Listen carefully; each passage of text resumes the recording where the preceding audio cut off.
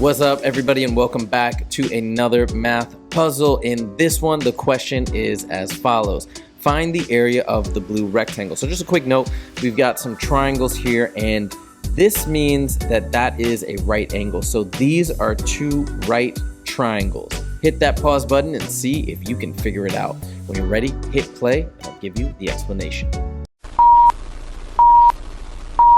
So to find the area of any rectangle, we need to know the width and we need to know the length. And once we have those two values, we can multiply them against each other and get the area of the rectangle. So we don't have either, but we do have these great right triangles.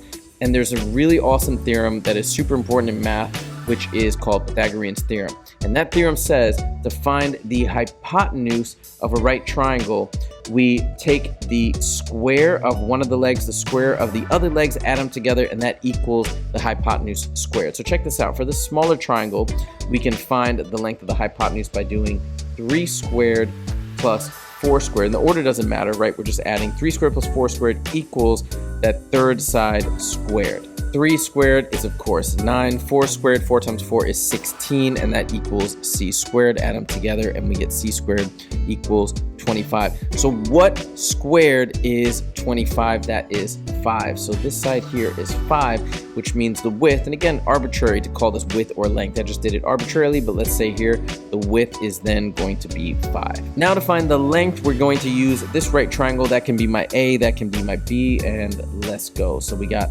5 squared plus 12 squared equals c squared, my hypotenuse. 5 squared is 25 plus 12 squared, that's 144, equals c squared. We add these together and we get 169. Now you may not know this perfect square, but this is a perfect square.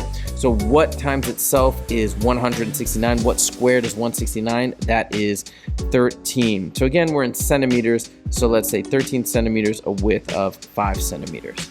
So now to get the area, we do length times width, 13 times 5, which is 65. So the answer is 65 centimeters squared. Boom, done. I hope you guys enjoyed this math puzzle. If you did, please click that like button. And if you want to see more math puzzles on the regular, make sure to click subscribe.